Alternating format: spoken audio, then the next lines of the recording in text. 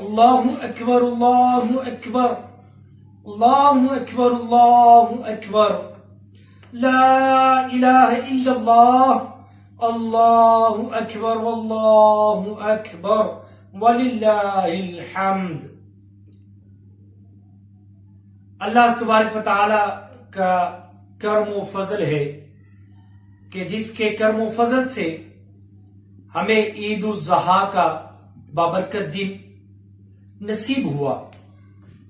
نماز ہم سال کے بعد ادا کرتے ہیں تو ہمیں اس کا طریقہ کار دیکھنے میں مشکل لگتا ہے، سمجھنے میں کہ کسی کے ساتھ کھڑے ہو جاتے ہیں، لیکن افسوس کہ ہم اس کی کاپی کرنی چاہتے ہیں، کسی کے ساتھ کھڑے ہوتے ہیں تو ان کو بھی نماز کی تکبیرات میں سمجھ نہیں آتی، اور کیا کرتے ہیں کہ کوشش کرتے ہیں کہ دیکھ کے ہی ادا ہو جائے گی۔ امیر اہل سنت حضرت علامہ مولانا الحاج ابو بلال محمد الیاس عطار قادری ضیائی باری، آپ نے جو میں ارشاد فرمایا اور جو سمجھایا وہ بڑا ہی آسان اور بڑا ہی پیارا طریقہ ہے، کیونکہ عید کی نماز ہے، پڑھنی تو ہے ہی نا، ملنی بھی تو ہے، لیکن ہمیں غور فکر کرنا چاہیے کہ ہم مسلمان ہونے کی حیثیت سے حضور نبی رحمت صلی اللہ علیہ وسلم کی امت ہونے کے حوالے سے ہمیں اپنے فرائض و واجبات کے اوپر توجہ دینی چاہیے، ہمیں سیکھنا چاہیے۔ تو سب سے پہلے نیت دل کے ارادے کو کہتے ہیں، زبان سے اگر دوہرا لیا جائے تو یہ بھی بہتر ہے۔ نیت کیسے کرنی ہے کہ نماز عید کا طریقہ اور نماز عید الاضحیٰ کی نیت کیسے ہوگی کہ 2 رکعت نماز عید الاضحیٰ واجب 6 زائد تکبیروں کے ساتھ۔ اب کیا کرنا ہے؟ 6 زائد تکبیروں کے ساتھ امام صاحب کہتے ہیں اللہ اکبر، تو ہم نے کیا کرنا ہے؟ اللہ اکبر کے ساتھ ہم نے ہاتھ باندھ لینے ہیں۔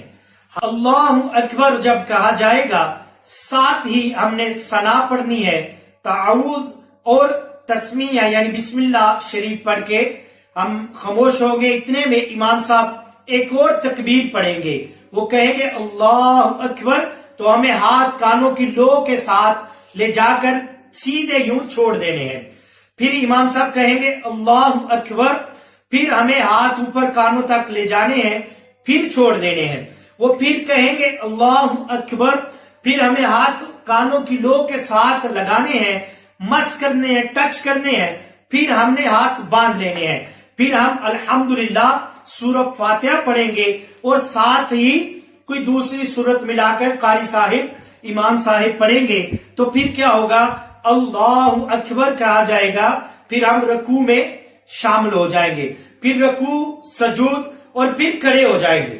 پھر کھڑے ہوتے ہی دوسری رکعت میں کیا کریں گے کہ دوسری رکعت میں ہم کھڑے ہوئے امام صاحب سورہ فاتحہ پڑھیں گے، سورہ فاتحہ کے ساتھ قرآن کریم کی کوئی دوسری آیات کو ملا کر پڑھیں گے۔ پڑھنے کے ساتھ پھر وہ بعد میں کریں گے اللہ اکبر۔ جب اللہ اکبر کہا جائے گا تو پھر کانوں کی لو تک ہاتھ لے کر جائیں گے اور ہاتھ چھوڑ دیں گے۔ اسی طرح 3 تکبیریں مکمل ہوں گی۔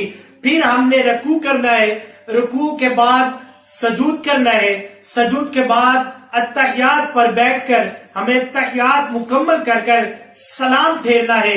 سلام پھیرتے ہی ہم خطبہ سنیں گے، امام صاحب خطبہ پڑھیں گے، اور خطبہ واجب ہے، خطبہ سننا بھی ضروری ہے۔ جتنی یہ نماز 2 رکعت پڑھنی واجب اور ضروری ہے، اتنا ہی خطبہ سننا بھی واجب اور ضروری ہے۔